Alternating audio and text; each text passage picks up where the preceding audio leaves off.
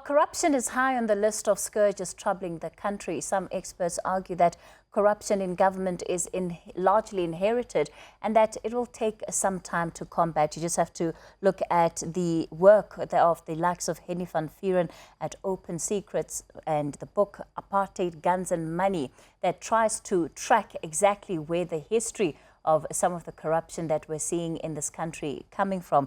Professor Stephen Friedman is a professor of political studies at the University of Johannesburg, and he joins me now. Professor Friedman, a lot of people right now are struggling to wrap their heads around just the scale of corruption that seems to have left no part of the state untouched. And it seems that with each and every revelation that the country is basically, on autopilot and that effectively we could be a few steps away from collapse. But of course, you argue that this conversation needs to be contextualized even when looking at our history. Yeah, that's correct, Kathy. Thank you. I think the problem with the way we approach corruption at the moment, obviously it's a tremendous problem, and we know that, is that it's become a bit of a ritual. Everybody denounces it and says how bad it is, but we never discuss where it comes from and what needs to be done to fix it. As far as where it comes from is concerned, I think there are two issues here. The first one is that corruption is very deeply rooted in the way South Africa has been governed since 1652. And if you look at the historical record, the original Dutch colonizers were corrupt. They were followed by British colonizers whose governments were corrupt. And so we go on through the apartheid system, which was highly corrupt. And apartheid was no more corrupt than in its last few years when it was fighting sanctions and essentially breaking the law became government policy. Now, that has created patterns in which people who governed since 1994 have been sucked in to a large extent. The second problem is that in 1994, we fixed our constitution and we made sure that everybody had the same rights. We didn't do the same thing to our economy. And because we didn't do the same thing to our economy, many people are still excluded from that economy.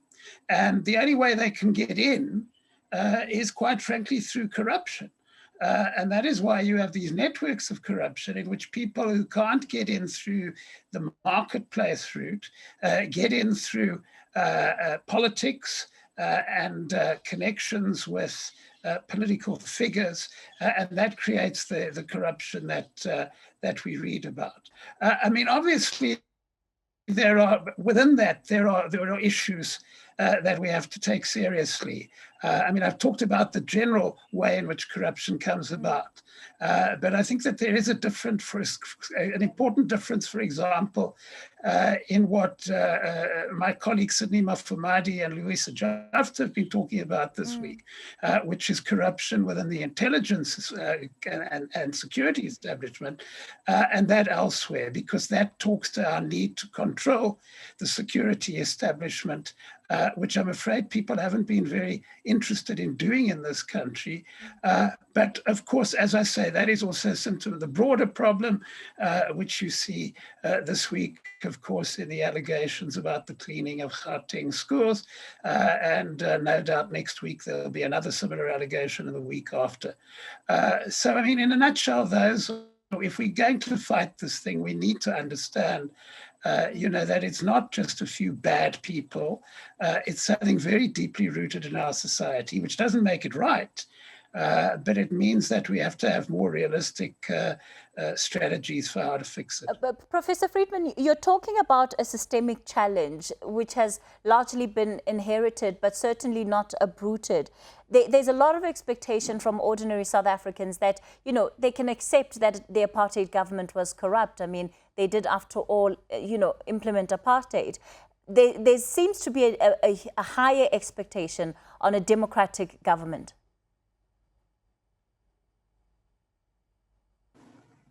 All right. It looks like we've lost that line to Professor Stephen Friedman. All right, I understand he's actually back. Professor Friedman, can you hear me? Sorry,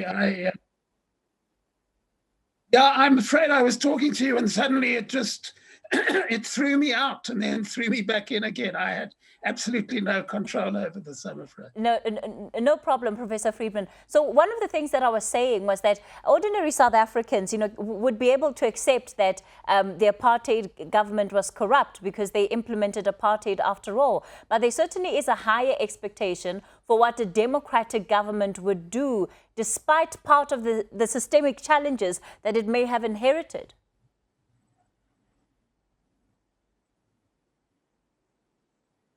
No, of course there is, and that's entirely justified. I mean, nothing I'm saying indicates that the people who corrupt have an excuse. What it is saying, though, is that if we simply say it's about shouting at the people who corrupt and convincing the rest of us that because we're not corrupt, we're better South Africans than they are, then we're just not going to get very far in solving the problem.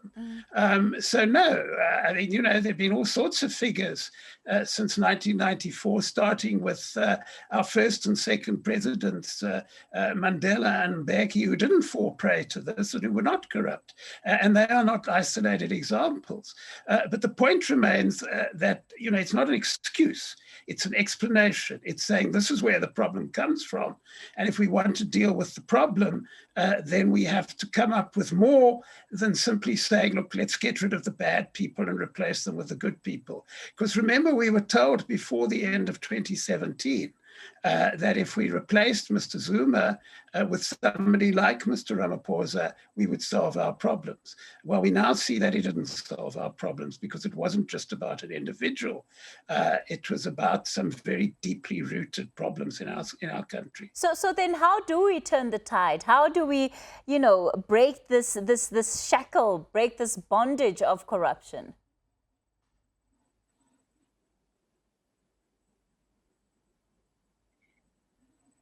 Well, look, the longer term thing, obviously, and we must never lose sight of that, is that we have to change the way our economy runs. We have to make sure, and this is one of the roots of the problem, we have to make sure that a young person in the townships and the shack settlements who is energetic, who has good ideas, can actually make it through the system and become a successful person, because that's one of the big blockages at the moment. Now, obviously, that's going to take time to do. In the meanwhile, I think that we have to look at solutions which are based on understanding what the problem is and trying to fix it. Let me give you two examples. The first one is what we've been learning this week, which incidentally is not new, about the state security apparatus, because what Mr. Mafamadi was doing was simply repeating findings that he publicized and with his colleagues in 2018.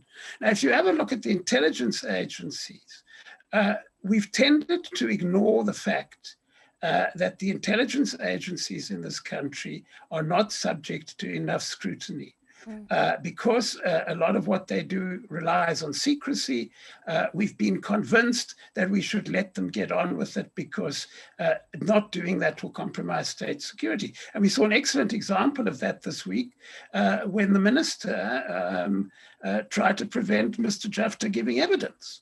And when questioned by Judge Zondo, it turned out that she didn't actually have any particular reason for doing this.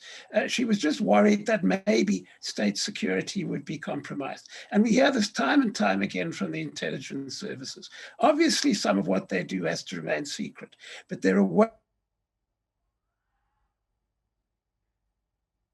All right, it looks like we've lost Professor Stephen Friedman. Again, apologies for that.